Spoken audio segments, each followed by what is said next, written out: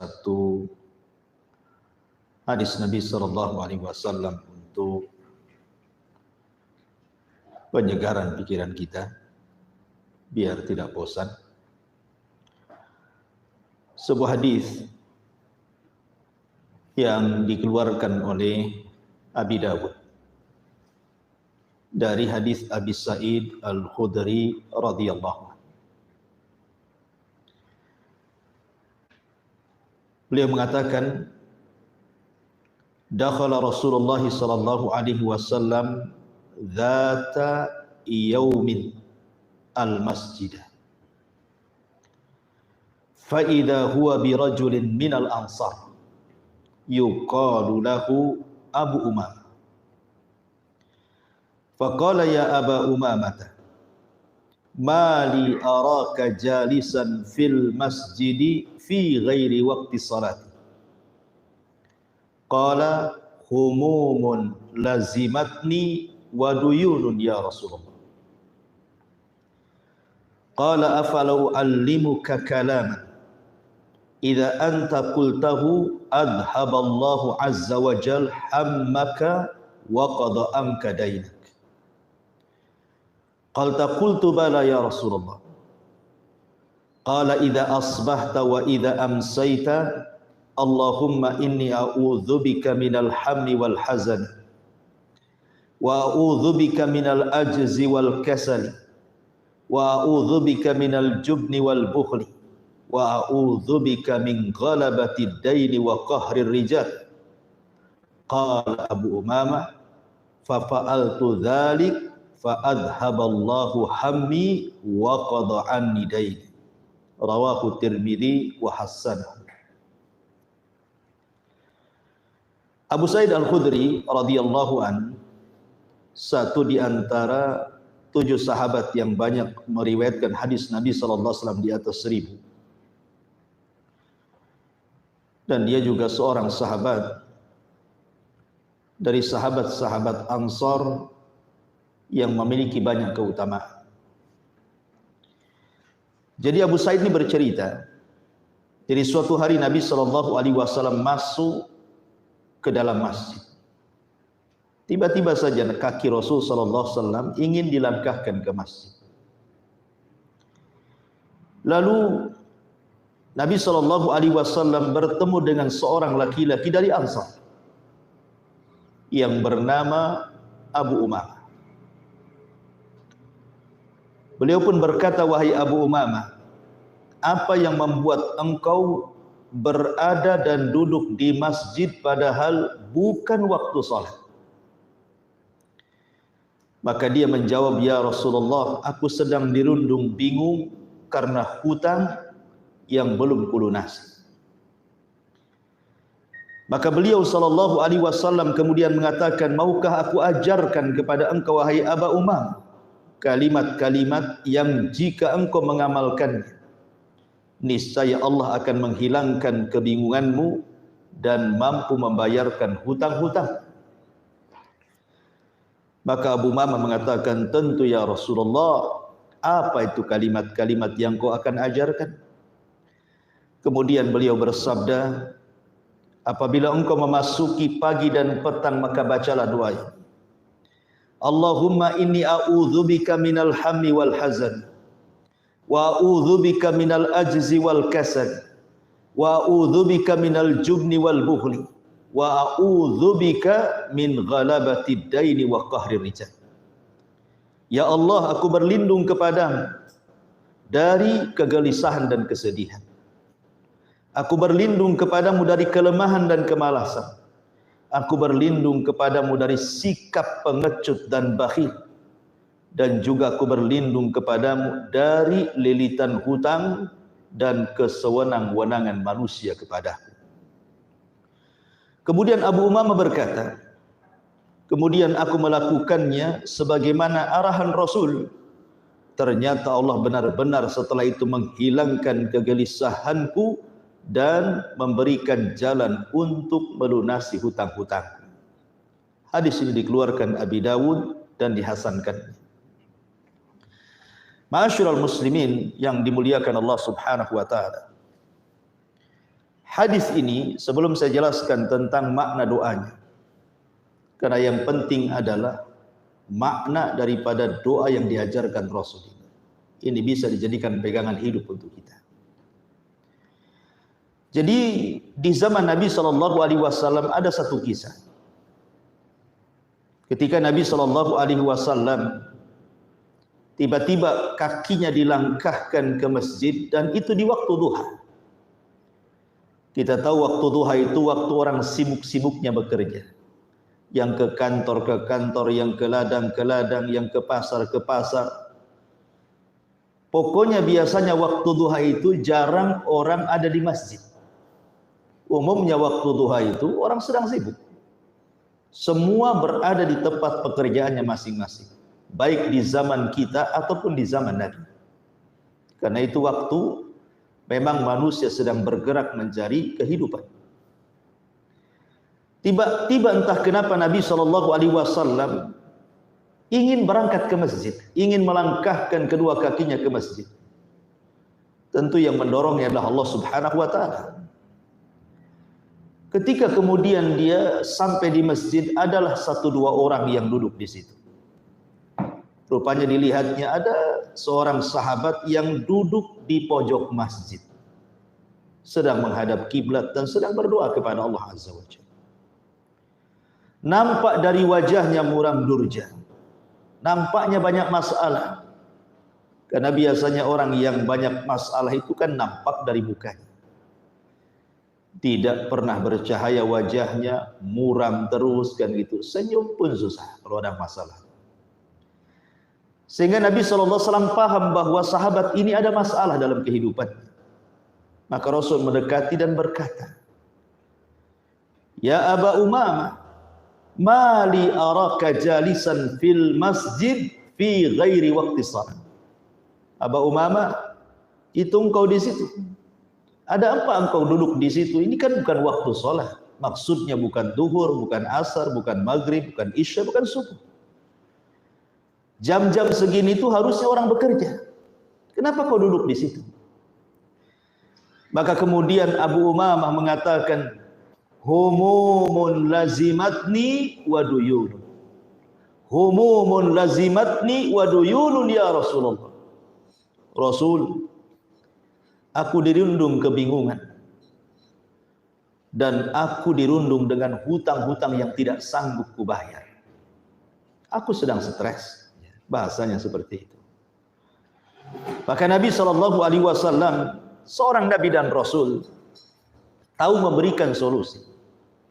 Makanya Nabi SAW mengatakan, "Ya Aba Umamah, seandainya atau sekiranya aku ajarkan kepadamu beberapa kalimat yang kau bisa baca kalimat ini pagi dan petang, niscaya Allah akan hilangkan kebingunganmu dan Allah akan lunasi hutang-hutang. Mau tidak?" Maka tentu orang yang lagi bingung, lagi stres, diberikan solusi, tentu langsung mau kan itu. Tentu ya Rasulullah, apa itu kalimat-kalimat itu? Maka Nabi SAW mengajarkan nih kalimat ini. Maka ini risalah kepada siapapun yang lagi stres, yang lagi bingung, yang lagi banyak masalah, yang terlilit hutang, yang banyak musibah.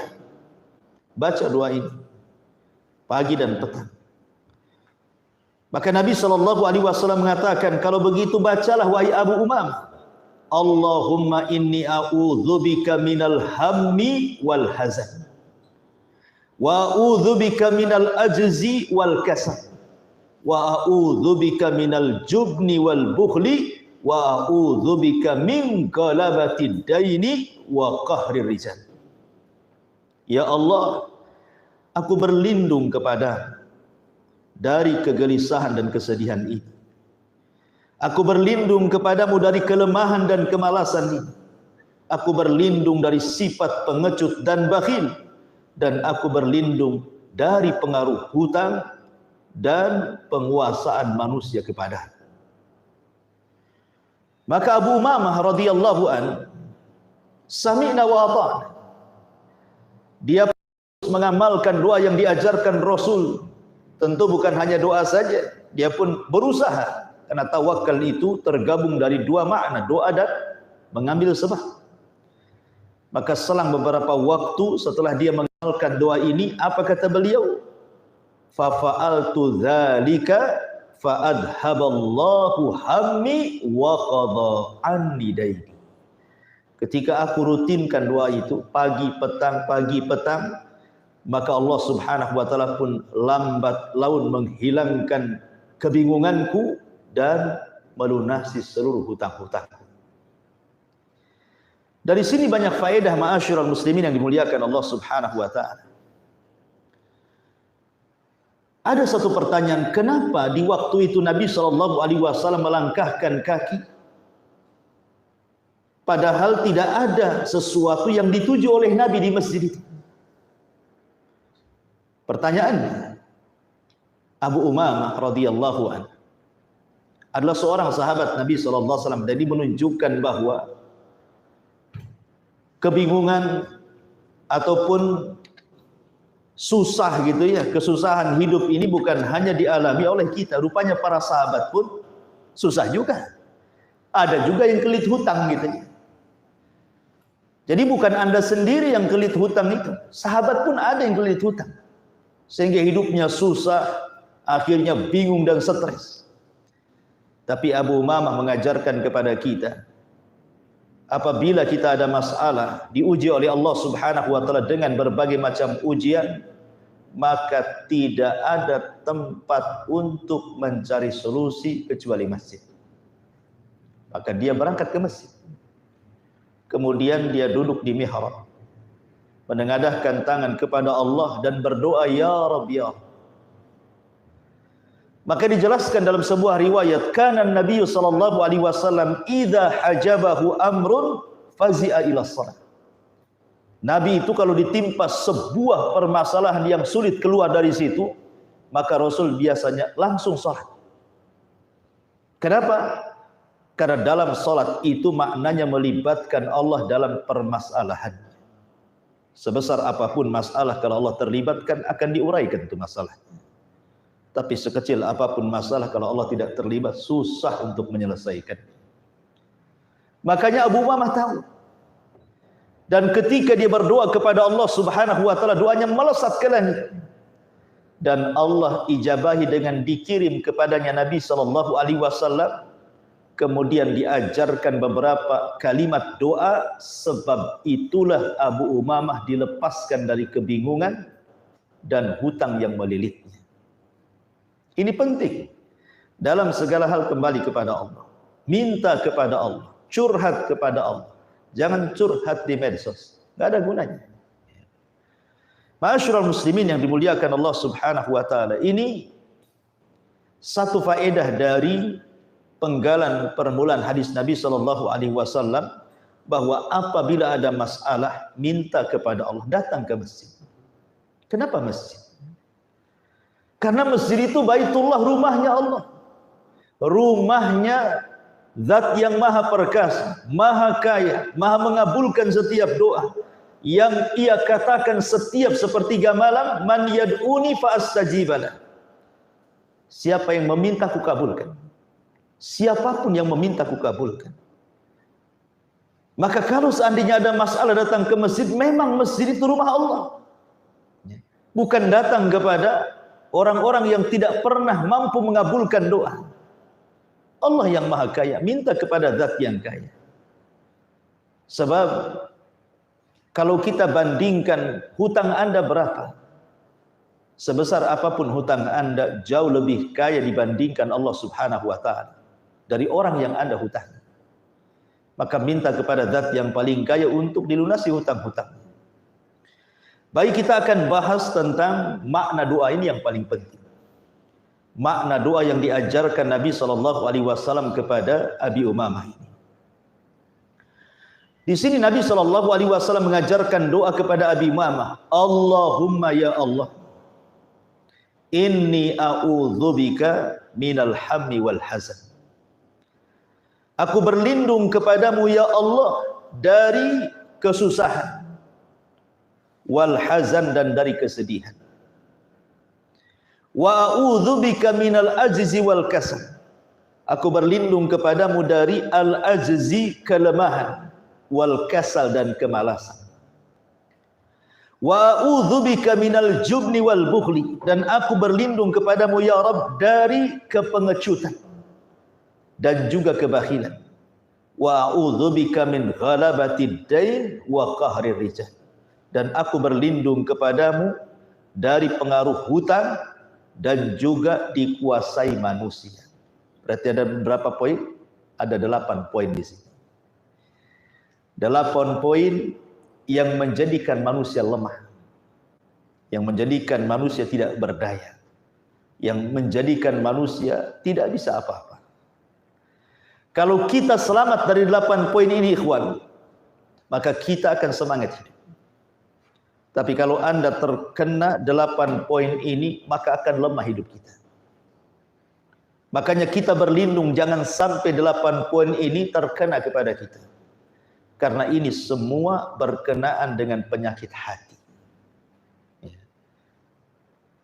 Kita tahu bahwa membersihkan hati itu bukan seperti membersihkan piring, membersihkan rumah, membersihkan mobil.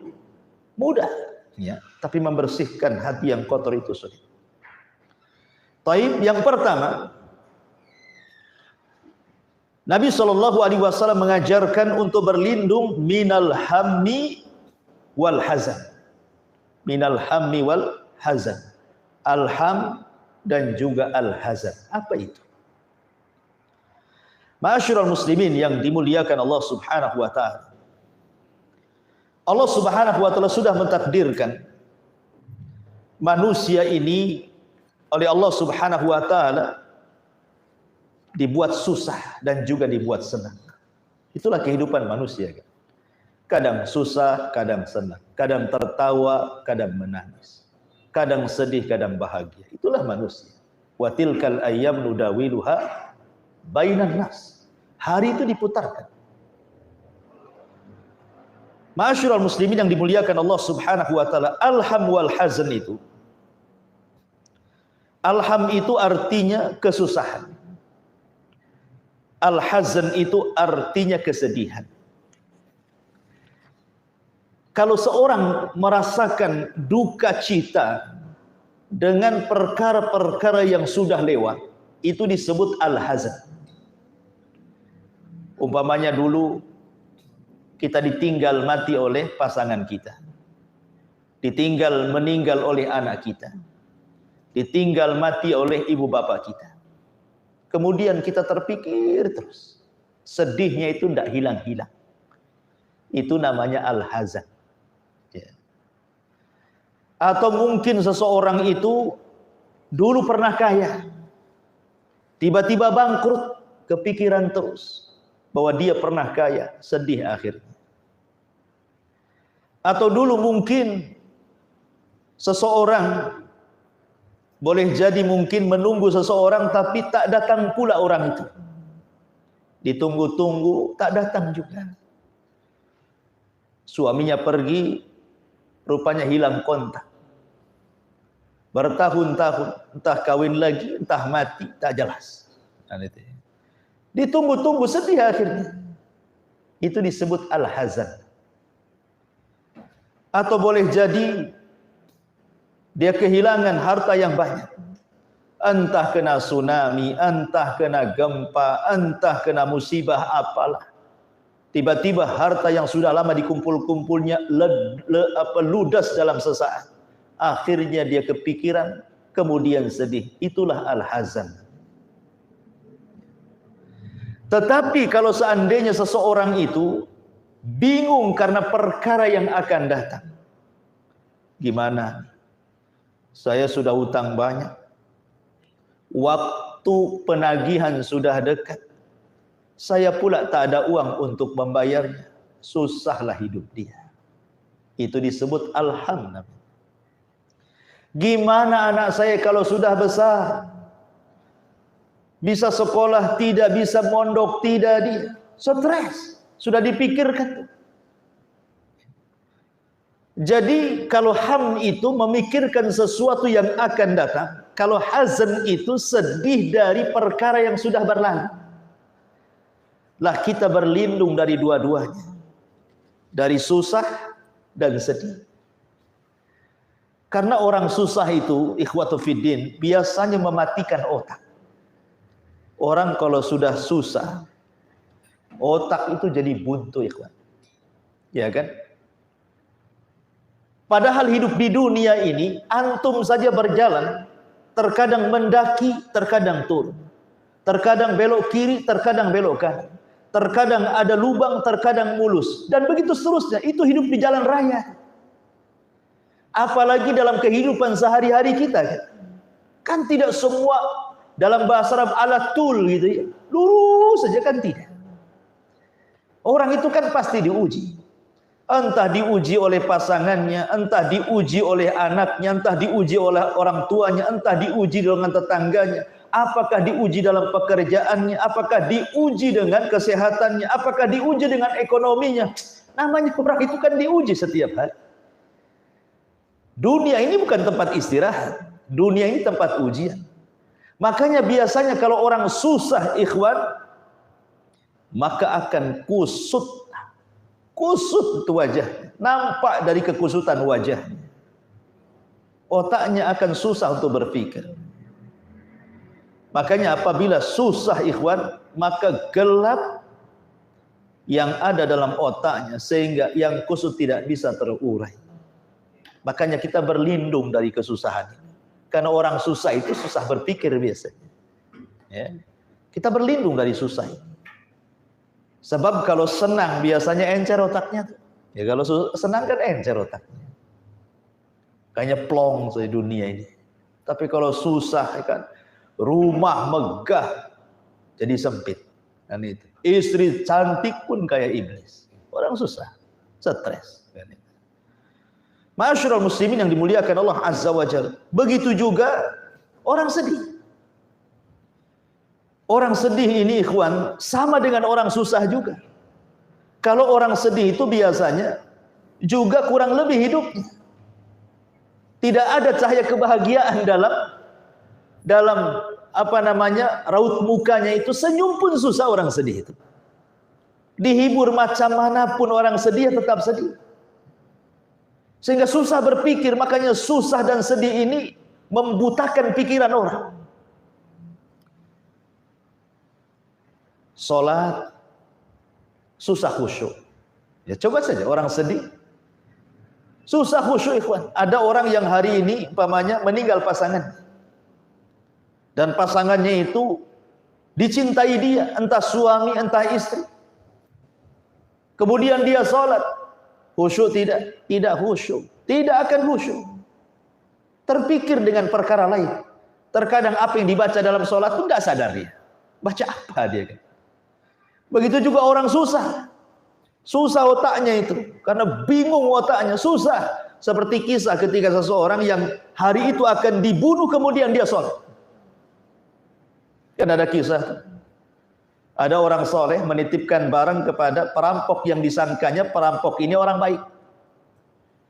Rupanya dibawa ke tengah padang pasir. Setelah di tengah padang pasir rupanya dia ngaku aku perampok. Kemudian dia mengatakan, kalau engkau perampok gak apa-apa, lepaskan aku, semua kekayaanku ambil gitu. Rupanya perampok ini mengatakan, semua orang yang kurampok hartanya persis ucapanmu dengan kamu, tapi tidak ada yang selamat dari aku. Kemudian dia mengatakan, kalau begitu izinkan aku sholat. Diambilnya wudu, kemudian sholat 2 rakaat. Ketika takbiratul ihram, Allahu Akbar, blank, gak ada yang bisa dibaca. Hilang semua hafalannya. Kenapa? Terpikir habis sholat mau mati, mau dibunuh. Coba bayangkan. Antum sholat kemudian ditodongkan pisau dari belakang. Habis salam saja pecah tuh kepala. Kira-kira Fatihah itu hafal nggak? Nggak akan hafal. Apa ini? Karena sudah jelas tuh. Habis sholat mau mati. Ya, itulah orang bingung. Gelap hatinya.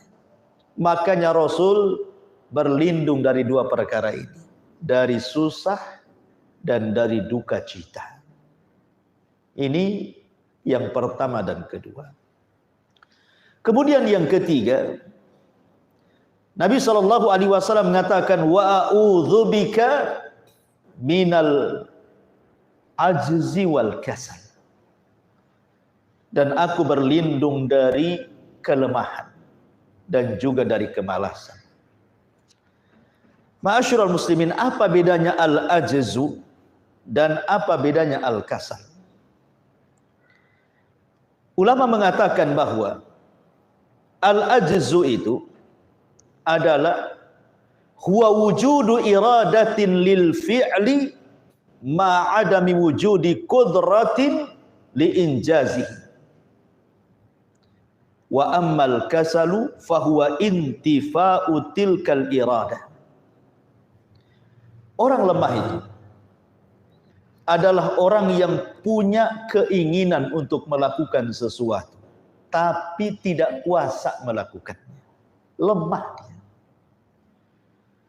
Ingin dia sholat, tapi badannya sakit stroke, tak bisa sholat.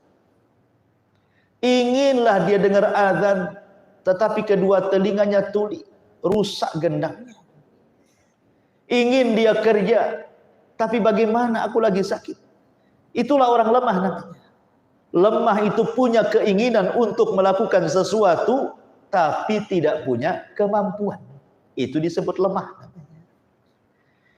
Tapi kalau malas ini beda. Ya. Malas ini dia sanggup melakukan. Dia bisa melakukannya, dia bisa sholat, dia bisa datang ke pengajian, dia bisa bekerja, mampu badannya, tapi tidak ada keinginan. Itulah bedanya dibalik. Gitu. Kalau satunya yang lemah itu punya keinginan tapi tak sanggup melakukan. Kalau malas terbalik, malas itu sanggup melakukan tapi tak punya keinginan. Saya contohkan lebih jelas. Ada suara azan. Ada suara azan. Semua orang dengar azan. Saya atau siapapun lah orang dengar azan. Yang satu dengar azan, langsung dia ke masjid. Bahkan belum lagi muazin azan itu, langsung dia ke masjid. Baru ngidupin mic aja dia sudah ke masjid. Yang satu pula tak dengar suara azan. Kemudian dia pun stroke, tak bisa pula melangkah ke masjid. Lah yang satu pula dia dengar dia suara azan, tapi tak mau ke masjid. Itu kan beda. Ya. Ini yang satu ini betul-betul dia mendengar suara azan, langsung bergegas ke masjid. Orang yang beriman seperti itu. Tidak lemah, tidak malas. Ya. Tetapi yang satu pengen dia ke masjid, tapi tidak bisa mendengar azan. Walaupun dia mendengar azan, kaki pula tak bisa dilangkahkan karena satu. Lemah dia. Itu disebut lemah. Ya. Yang satu pula sanggup kakinya datang ke masjid, tetapi keinginannya tidak ada. Itulah malas. Makanya kita berlindung dari dua perkara ini. Jangan sampai ditimpakan kelemahan sehingga kita ingin berbuat sesuatu tidak bisa. Jangan pula sampai ditimpa kemalasan, mampu melakukan sesuatu tapi dihilangkan keinginannya. Seorang mukmin dihilangkan dua penyakit ini. Jangan malas dan jangan lemah. Ma'asyiral muslimin yang dimuliakan Allah Subhanahu wa taala. Orang lemah ini, lemah pula pikirannya. Orang lemah ini pikirannya lemah. Tidak ada energi, tidak punya inisiatif. Orang lemah. Ya. Mudah menyerah. Dalam kehidupan dunia itu orang lemah mudah menyerah. Belum dihadapi sudah nyerah. Padahal kalau seandainya permasalahan itu dihadapi, yang besar itu jadi kecil sebenarnya. Tapi karena lemah dia, perasaan bahwa kalau saya selesaikan tidak bisa, saya mundur saja. Nah itulah orang lemah. Nggak akan sukses hidupnya orang lemah itu. Ya. Karena orang lemah itu masalah berat itu makin berat bagi dia. Makanya tidak bisa diuraikan oleh orang lemah itu. Makanya jangan mengambil pemimpin itu orang lemah. hancur negara ini. Orang lemah ini membahayakan. Keinginannya kuat, cita-citanya tinggi gitu ya. Tapi tidak bisa diraih. Lah orang malas. Kalau sudah malas ikhwan, kira-kira apa yang dikerjakan orang malas itu? Apa yang mau dikerjakan orang malas itu? Orang malas itu susah kerja. Dalam kehidupan dunia saja orang malas itu susah kerja. Kerjanya duduk-duduk, termenung, tidur saja. Orang malas gitu ya kan. Ma'ruf orang malas itu. Ya. Orang malas itu banyak angan-angan saja biasanya. Jadi angan-angannya itu kayaknya tinggi kayak. Pengen terbang tapi tak punya sayap. Ya. Pengen usaha tapi tak punya modal. Akhirnya angan-angan saja. Itulah orang malas. Ma'asyiral muslimin yang dimuliakan Allah Subhanahu wa taala. Makanya saya pernah membaca istilah-istilahnya. Istilah Melayu kalau nggak salah itu. Mati Belanda karena pangkat gitu. Mati Cina karena kaya, mati Keling karena makanan, mati Melayu karena angan-angan gitu. Jadi intinya bahwa ma'asyiral muslimin, jangan pula banyak angan-angan, malas, kerja saja. Ya. Jadi pengaruh seperti ini, pengaruh orang lemah dan malas ini menghancurkan kehidupan muslim. Kehidupan kita dihancurkan dengan dua sifat ini. Makanya kenapa Nabi SAW berdoa, jangan sampai seorang mukmin ini terkena malas dan terkena lemah. Jangan kita lemah, jangan kita malas. Tetapi harusnya kita kuat dan semangat. Seorang muslim itu harus kuat dan semangat. Menghadapi apapun harus kuat dan semangat.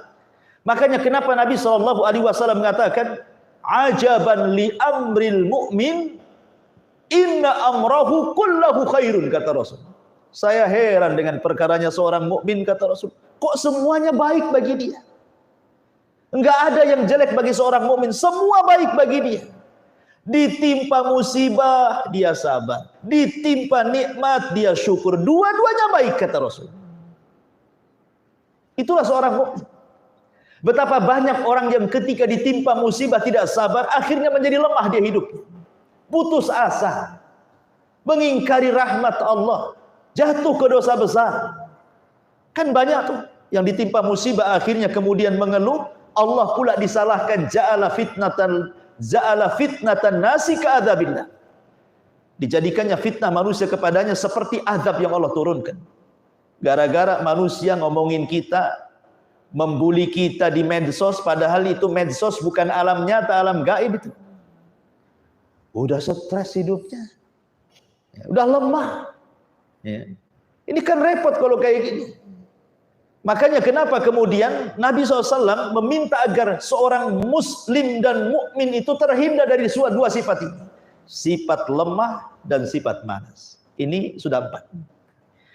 Kemudian kata Nabi SAW, Nabi SAW mengatakan yang ke-5 dan ke-6, wa a'udzubika minal jubni wal bukhli, dan aku berlindung kepadamu ya Rabb dari al-jubni. Jubni itu apa? Pengecut. Al-bukhli itu apa? Bakhil. Ya. Orang bakhil itu ikhwan, apa sih? Apa sebenarnya keinginan orang bakhil itu? Bukankah kebakhilan itu tidak menambah harta, dan bukankah infak juga tidak menyedikitkan harta? Dikiranya orang bakhil itu nambah harta? Tidak. Karena harta itu sudah ditakdirkan kan porsinya oleh Allah Azza wa Jalla kan? Kan sudah ditentukan porsinya oleh Allah. Semua sudah ditakdirkan. Bahkan ketika kita dalam janin perut ibu kita, datanglah malaikat itu menulis rizkinya sekian, hidupnya sekian, matinya sekian, bahagianya sekian, kan begitu ya? Sudah ditulis rizkinya, lalu kenapa Anda bakhil? Bakhil loh tidak menambah harta. Infak juga tidak menyedikitkan harta. Bahkan sebaliknya, ma naqasa min mali sadaqah bal yazdad kata Rasulullah. Tidak berkurang harta yang disedekahkan, bahkan bertambah dan bertambah. Semua sudah ditakdirkan. Kalaupun kita menyedekahkan harta kita, tidak akan memadaratkan harta kita. Sekarang ada orang yang mengumpulkan harta. Maksudnya apa? Maksudnya mungkin ia ingin menguasai harta. Tapi lama-lama ketika harta sudah banyak, dia pula yang dikuasai harta. Kan begitu ya? Maunya kan dia yang menguasai harta. Oh, nanti kalau sudah saya punya rumah, kalau saya punya mobil, kalau saya punya uang banyak, saya juga pengenlah umroh haji. Saya pengen buat masjid, saya pengen buat musola, saya pengenlah ini itu, macam-macam tuh angan-angannya waktu miskin tuh.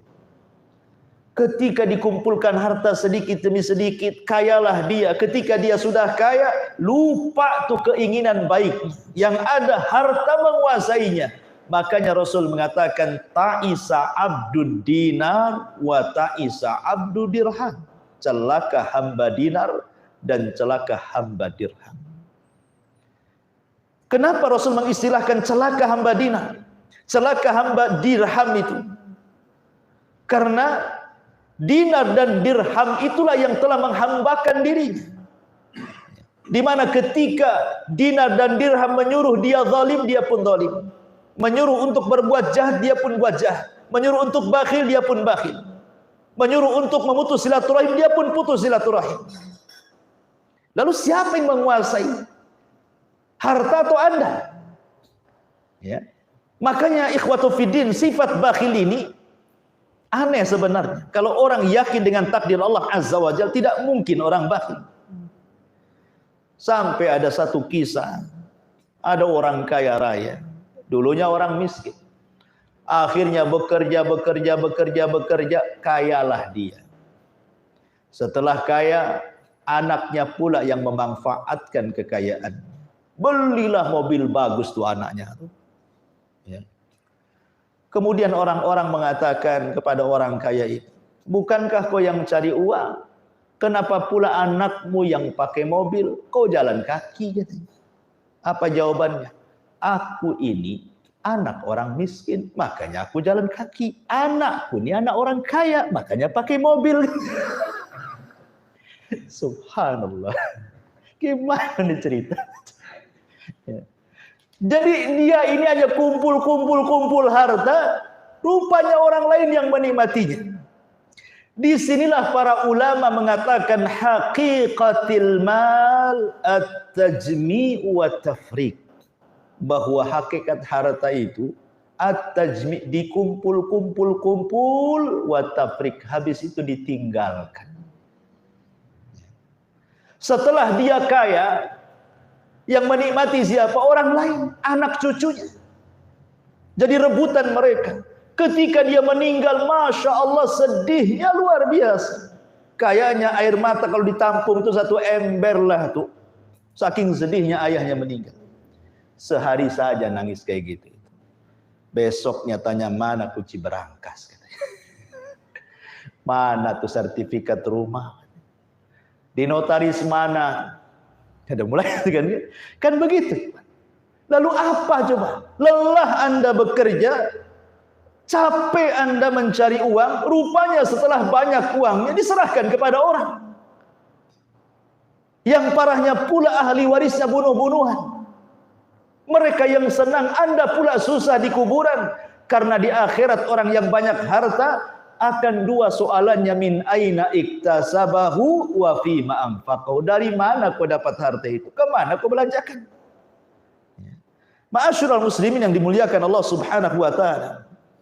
Maka bakhil ini ikhwan, kata Imam Syaukani rahimahullahu taala, al-bukhlu qad lazimal yahud luzuma dhalli syamsi fala tara yahudiyan wa in kana maluhu fi ghayatil kasrah illa wa huwa min abkhali khalqillah. Kata Imam Syaukani, bakhil itu adalah sifat yang melazimkan bagi Yahudi. Orang Yahudi itu terkenal manusia paling bakhil di alam semesta, kata Syaukani.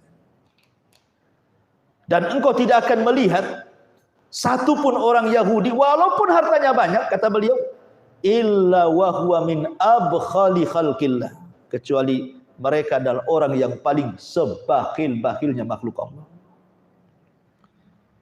Karena bakhil sendiri, ikhwan, itu hakikatnya sifat binatang, bukan sifat manusia. Coba lihat kalau antum kasih makan ke monyet itu, ya kan, rebutan tuh. Nggak ada monyet bagi-bagi sama kawan. Yang ada tangan satu pegang pisang, tangan lain juga pegang pisang, kaki pula pegang pisang, di mulut belum dilepehkan. Ya. Lari dia, nggak mau berbagi dengan kawannya kan. Lalu apa bedanya orang bakhil dengan monyet kalau begitu? Ya. Jadi bakhil ini sifat binatang. Makanya kemudian datang syariat Islam supaya kita berlindung dari kebakhilan. Dan Allah mengatakan wa amman bakhila wastaghna. Adapun orang yang bakhil dan merasa cukup dengan Allah, dengan dirinya, tidak perlu dengan Allah. Istaghna, merasa cukup dengan dirinya. Dia tidak berhajat dengan Allah. Maka di ujung ayat Allah mengatakan fasanu yassiruhu lil usra. Sudah sulit jalan ke surga, bahkan mudah jalan ke neraka, Allah persulit lagi. Ya. Makanya kenapa kemudian Nabi mengancam thalathun muhlikat, ada 3 perkara yang menghancurkan manusia, syuhun muta' wa hawan muttaba wa ijabul mar'i nafsi. Kebakhilan yang dituruti, hawa nafsu yang diikuti, dan kebanggaan diri yang jadi kesombongan dirinya. Ma'asyiral muslimin. Kemudian yang kedua, pengecut. Seorang muslim tidak boleh pengecut, tidak boleh jubet. Karena separuh kehidupan manusia ini jadi gagal gara-gara pengecut. Orang mau berbisnis, modal sudah ada, skill sudah ada, keberanian tak ada, tak jadi orang bisnis. Kan itu. Jadi pengecut itu bukan dalam peperangan saja. Pengecut dalam hidup kesehari-harian, tidak berani menegur orang, ya, atau tidak berani menghadapi kehidupan. Pengecut, takut dia. Sehingga kemudian orang seperti ini terus dilanda rasa takut. Jangan yang terlalu besar. Coba kalau ada orang yang suka takut dengan setan nih. Jangan cerita jalan ke Tamiang, ke kuburan Tamiang. Jalan ke belakang rumah yang gelap saja, lari kencang. Mau nabrak tiang, mau nabrak pohon, terserah, yang penting lari. Orang pengecut itu kayak gitu. Ya. Itu dalam kehidupan apapun orang pengecut kan seperti itu. Makanya kenapa dalam Islam kita meminta dihilangkan, jangan sampai jadi orang pengecut. Apalagi sampai menyampaikan kebenaran. Jangan takut menyampaikan kebenaran. Ya.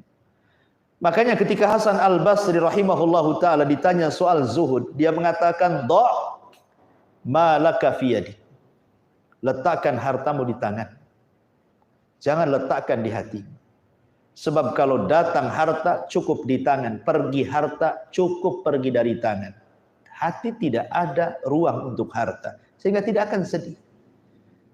Datang harta tidak begitu bahagia, pergi harta pun tidak begitu sedih. Kemudian orang-orang mengatakan, "Ya Imam, engkau ini selalu mengajarkan kami zuhud. Kenapa kau kaya raya?" Dikiranya orang zuhud harus miskin gitu maksud. Apa kata Hasan Al-Basri? "Likai la atamandalu 'alal muluk." Supaya aku tidak menjilat pemerintah. Aku bisa katakan yang hak itu hak, yang batil itu batil. Tidak ada yang menyetir saya. Keberanian. Ya. Ma'asyiral muslimin yang dimuliakan Allah Subhanahu wa taala. Kemudian yang terakhir, yang nomor 7 dan 8. Nabi SAW mengatakan, "Wa a'udzubika min ghalabatid dain wa qahrir rijal." Wa a'udzubika min ghalabatid dain wa qahri ar-rijal. Ma'asyiral muslimin yang dimuliakan Allah Azza wa Jalla, dan aku berlindung kepadamu ya Rabb dari pengaruh hutang. Inilah yang dimaksud hadis yang kita baca ini, yang diderita oleh anak muda yang ditemui Rasul yang namanya Abu Umamah. Ada apa wahai Abu Umamah? Humumun lazimatni wa duyunun, kebingungan dan hutang ya Rasul yang melilit aku. Ma'asyiral muslimin yang dimuliakan Allah Subhanahu wa taala, hutang ini sampai-sampai Rasul mengatakan, iyyakum wad-dain. Fa inna awwalahu hammun wa akhirahu harbun. Hati-hati kamu jangan hutang. Karena hutang itu awalnya adalah kesusahan, kebingungan, dan akhirnya peperangan dan permusuhan. Dalam riwayat, hammun fil laili wa mazallatun fin nahar. Tidak bisa tidur di malam hari karena stres, di siang hari hilang pula karena dicari debt collector. Hilang siang-siang, sembunyi deh. Ya kan? Orang hutang kan gitu, nggak akan bisa tidur orang banyak utang itu. Stres dia, malamnya nggak akan nyenyak tidur. Terkadang tidur pun ke bawah mimpi itu debt kolektornya itu. Bahkan lebih kejam lagi dalam mimpi debt kolektor daripada kenyataan. Stres orang hutang itu. Tetapi sebelum saya jelaskan ini, seseorang itu kalau memang dililit hutang karena sebuah perkara yang memang menghajatkan. Contoh memang dia miskin orangnya. Kemudian anaknya sakit. Rumahnya bocor, ya. Kesehatannya terganggu, dia tidak bisa ke dokter, kalau tidak mati. Dan begitu seterusnya. Terpaksalah dia hutang. Akhirnya kemudian setelah sembuh anaknya, dia tidak sanggup membayar hutang. Tapi dia sudah berusaha untuk membayar hutangnya. Kemudian Allah takdirkan meninggal, maka Allah akan redha kepada pemilik harta yang menghutangi. Nanti pada hari kiamat tidak akan diambil kebaikannya. Tetapi kalau dia hutang hanya untuk memperkaya diri sendiri, dia hutang karena hidup di zaman sekarang ini kayaknya kalau nggak hutang nggak afdol. Rumah nyicil kredit KPR hutang, kan itu ya. Setelah rumah tengok tetangga punya motor, pengen juga beli motor, datang ke Adira hutang lagi, kan itu. Kemudian nggak enak tidur di lantai gitu. Tengok di marketplace. Oh, nampaklah ada ranjang bagus, spring bed, boleh hutang, cicil, hutang lagi kan. Kulkas hutang, alat-alat dapur hutang, semua hutang. Coba enggak, nasib baik bukan istri aja yang hutang mahar. Ada orang yang seperti ini. Hidupnya hanya untuk hutang, padahal bukan hajat, bukan kebutuhan kan. Dia bisa tidur kok di tikar, kenapa mesti hutang? Kan sama saja. Jadi yang lebih parahnya lagi, ada orang-orang yang ketika dimintai untuk membayar hutang, lari-lari dia. Makanya persis seperti hadis ini, mazallatun fin nahar, hilang dia di siang hari karena dicari debt kolektor itu. Orang hutang itu. Kemana HP nggak aktif, nomor diblokir. Anehnya pula handphonenya bagus. Kalau lebaran bisalah dia pakai baju bagus, anaknya pun bagus-bagus, mobilnya bagus, semuanya serba bagus. Coba kalau seandainya ada orang mengatakan, daripada kau belikan handphone, belikan mobil, bayarlah hutang-hutang kamu kepadaku. Kan gitu, meleslah macam-macam. Inilah yang disabdakan Nabi SAW, matlul ghani zulmun yuhillu irdahu wa uqubatah. Orang yang sanggup membayar walaupun dengan cara cicil tapi tidak mau membayar, zalim dia, halal digibah kehormatannya ataupun halal dipenjarakan badannya. Masalahnya Ustaz, kalau saya lapor polisi bukan pidana, perdata nih. Habis duit saja kata. Ma'asyiral muslimin yang dimuliakan Allah Azza wa Jalla. Intinya bahwa kita berlindung karena begitu orang punya hutang itu dia stres malamnya. Persis kata Rasulullah. Fa inna awwalahu hammun. Awalnya stres, enggak bisa bayar. wa akhirahu harbun, akhirnya perang dia. Kadang-kadang yang kejam ini bukan yang nagih hutang, yang kejam ini yang berhutang. Harusnya yang marah-marah itu yang nagih hutang, ini yang hutang yang marah-marah, ngancam-ngancam lagi. Ya. Jadi kadang-kadang aneh di dunia ini. Jadi makanya kenapa di sini Nabi mengatakan wa akhirahu harbun. Jadi bertengkar jadinya kan. Tadinya hubungannya baik-baik saja, ketika pinjam itu Masya Allah pakai gombal mokio katanya muda.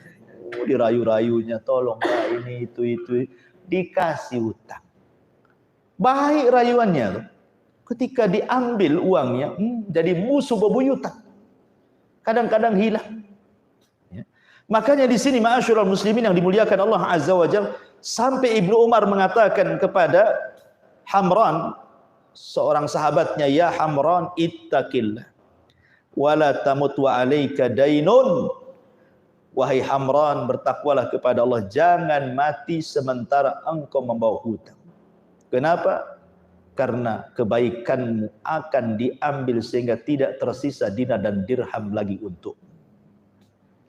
Ma'asyiral muslimin yang dimuliakan Allah Azza wa Jalla. Kemudian yang terakhir, wa qahrir rijal. Dikuasai manusia.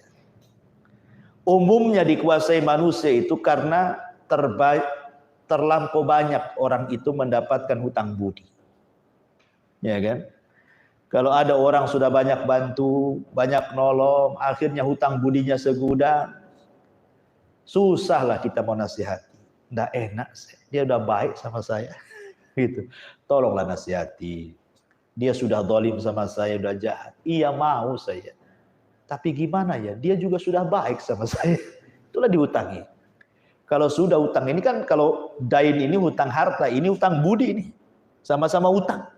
Ya. Yang satu hutang duit, yang satu hutang budi.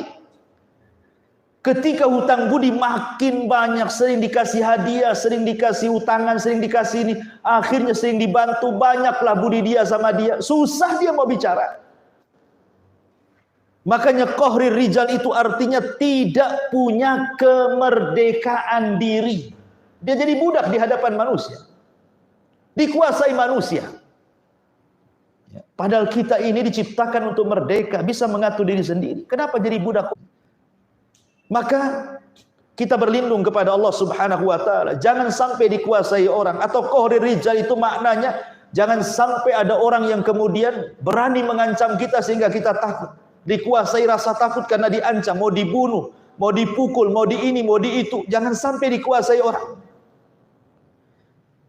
Makanya kemudian yang terakhir Rasulullah SAW berlindung, Allahumma inni a'udzubika min ghalabatid daini wa qahrir rijal. Aku berlindung kepadamu ya Rabb dari pengaruh hutang dan pengaruh kuasa manusia kepadaku. Wallahu alam, tepat di jam 9. Mudah-mudahan ada manfaatnya. Taib ikhwan, tidak ada tanya jawab. Subhanakallahumma bihamdika asyhadu an la ilaha illa anta astaghfiruka wa atubu ilaik. Allah ta'ala alam. Assalamualaikum warahmatullahi wabarakatuh.